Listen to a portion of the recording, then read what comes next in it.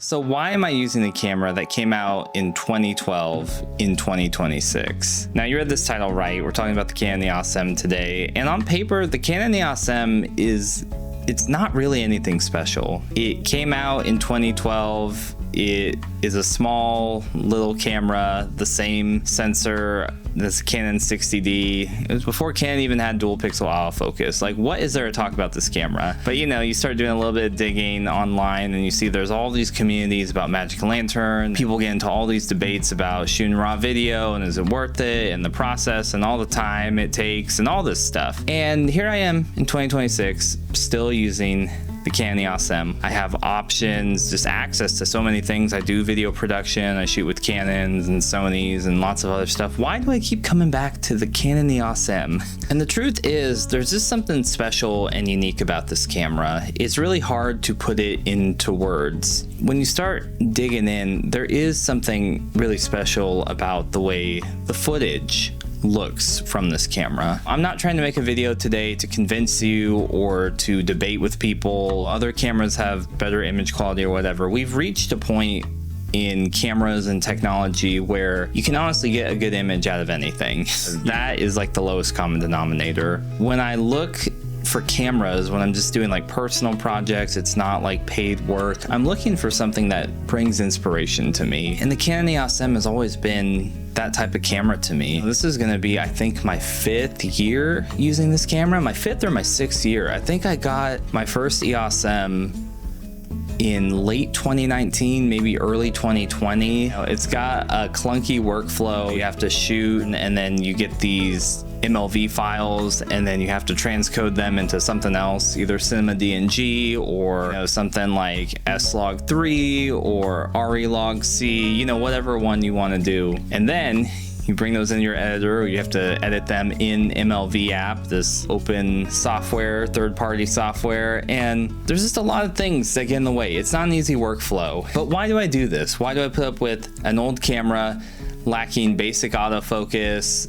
that has a chunky workflow, that in all respects everything seems to hinder me? Well, the reason for me, it's because this camera brings inspiration. There's just a quality to these images that I think is hard to find other places. Yes, before people start jumping in the comments, you can grade any footage to look similar to the EOS M, all that stuff, but I do think there's something unique, not just to the Canon EOS M, but cameras in general, like their sensors, the things that make that camera, and the EOS M just has something special about this sensor, the Canon color science from this era. And when I put different lenses on this camera, I am always so shocked and pleased with the stuff that I get back in return. There's so many things to love about this camera. It was abandoned by Canon, but because of this Canon EOS M mount and you get all the technical, the flange distance and stuff, but you can basically adapt any lens to it. I know that's a little bit exaggerating, but you can adapt a ton of different glass to this. You want to use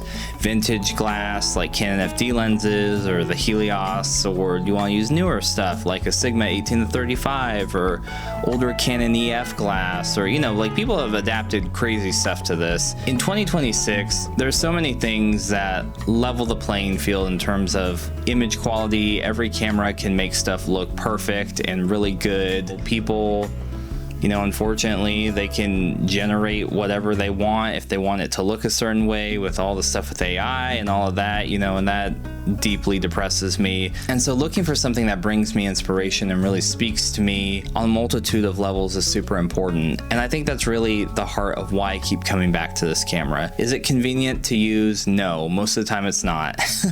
My current one I have rigged up in a 3D rehousing body, and it's great for some stuff. When I'm trying to do small pickup and go things, it's not great. When I have the small camera by itself, I love the compactness of it, but it's hard to see on the tiny screen. There's lots of stuff, powering things, adapting lenses. All these things are awesome, but they're also frustrations, and you have to problem solve and figure all that out. And I think that's something unique about this camera. All the problem solving, how you get into it, how you figure it out. At the end of the day, it is something that brings me inspiration.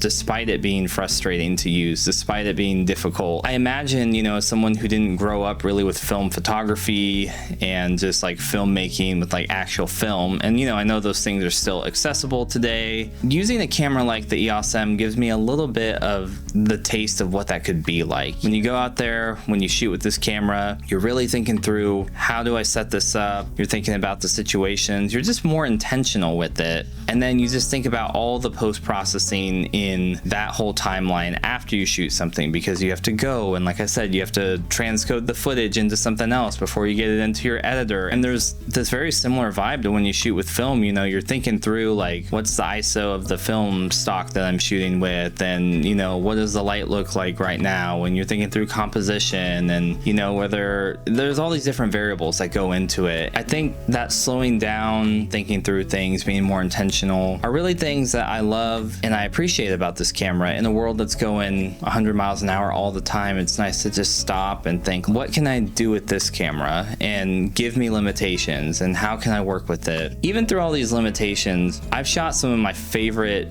shots with this camera. And you know, like I've shot tons of stuff on different brands, like I said, you know, Panasonic, Sony, Canon, you know, newer stuff, but some of my favorite shots have been on the Canon EOS M, not necessarily because they are like the razor sharp 6K downsampled, or because they have a huge dynamic range, you know, oh, I've got like 16 stops of dynamic range. It's not any of those reasons. It's just because there's something special about it, and there's something special about the images and the sensor, and when you combine that with certain glass and all these things, it just makes me feel something. You put all these ingredients together and it just produces, for me, an image that makes me feel something. Even why I decided to go through that extra hassle of filming this video using the Canon EOS M, because it just makes me feel something. I look at the image and I'm like, man, I just really love the richness, the texture. So that's why in 2026, the Canon EOS M will still be in my stable. It'll still be in my lineup, and